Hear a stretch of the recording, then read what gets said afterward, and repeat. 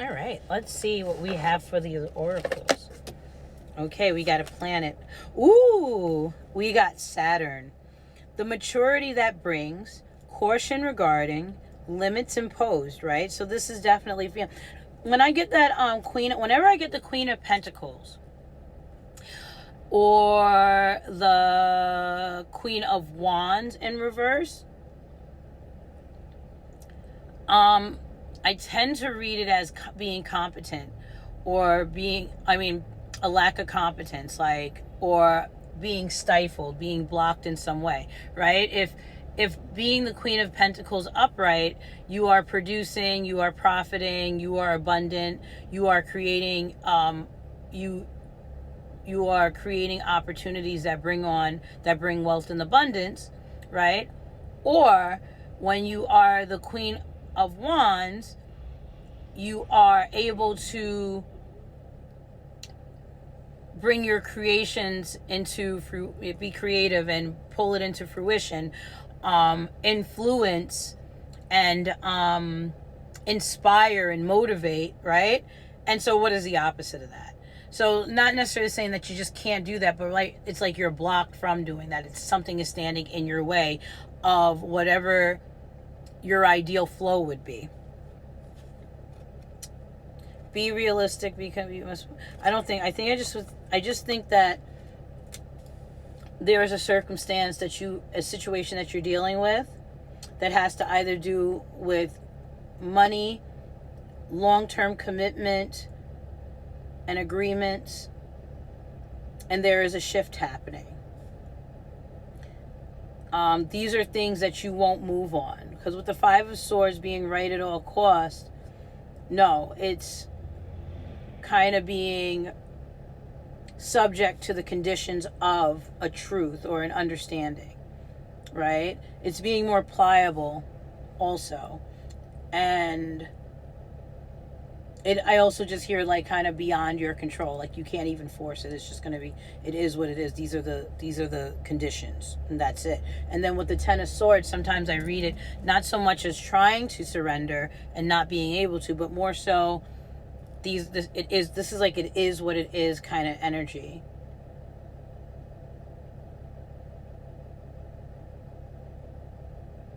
But with the Eight of Swords, it's like in reverse, it's like you could see it clearly.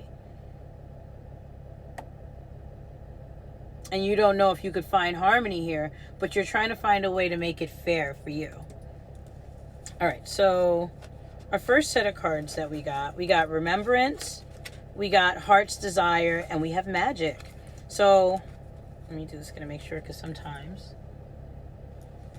All right. Remember, the light within your heart is the same light as the rays of the sun and the glow of the moon. The same energy that moves the ocean tides also stirs inside your heart. What is it that your heart truly desires? What have you not said to someone that you would like to say? Find and express your truth. I was going to say something, but Heart's Desire. You are being showered with love. Your time of waiting will soon be over, right? That Temperance in reverse there. All your heart's deepest desires will be fulfilled. And then Magic. Magic, blessings, transformation. A blessing in disguise is coming your way. Keep an open heart and mind. All right?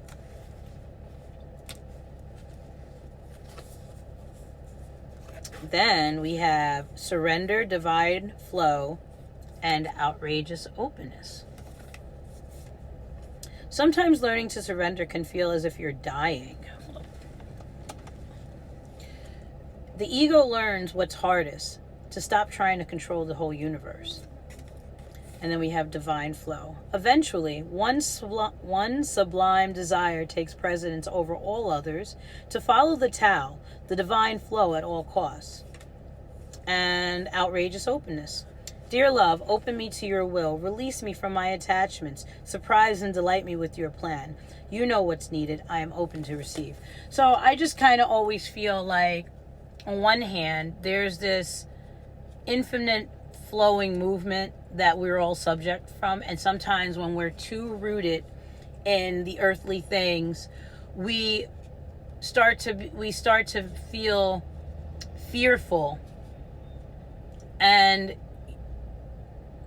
you know, sometimes we get too ahead of ourselves, or we get too stuck in the trend of the experiences we've had. And it's important to be present and, you know, to kind of move in the clarity of what's really happening, more so than how you feel about what's happening. You know, like, is what you're feeling, you being connected to an experience you had? Is it really tethered to this particular experience? Because if you're the creator and you're in control, a lot of times that opportunity to change that energy gets squandered, because we're so attached to the outcome that we have. We find it hard to reframe and attach ourselves to the energy we want, if that makes sense. And again, always easier said than done, loves. You know, I can sit here all day and be like, well, you've got to connect with it, but it is hard. All right, so I saw one, and you know what? So I got healer, right, which came out immediately, number 22, and today is the 22nd. Listen as the medicine bleeds through her teeth, a river of mercy blessed by mother, seen only by those who hold her mirror. So this is, remember, and this is, again, getting to the root of who you are. And when they say mother, the creator, the divine feminine, and what do? We create and we bring forth life, and we pull things from the ether into existence, right? And then I don't often get this card, so we got Witch. Isn't that a beautiful card, though? And it's number 43. Grab hold.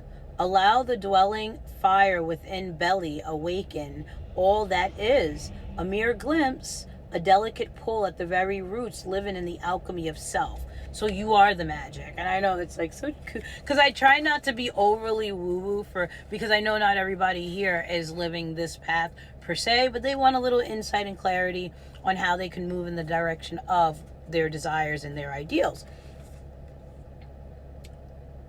But this is about integrity, and we just got the self-respect card. Hold on. Dear God and angels, thank you for helping me see myself as you see me, through the eyes of love. Thank you for honoring and respecting me. Please guide me to do the same for myself, and grant me the courage to speak up on my own behalf. I ask for your protection in all of my relationships, so that I am surrounded by loving and kind people.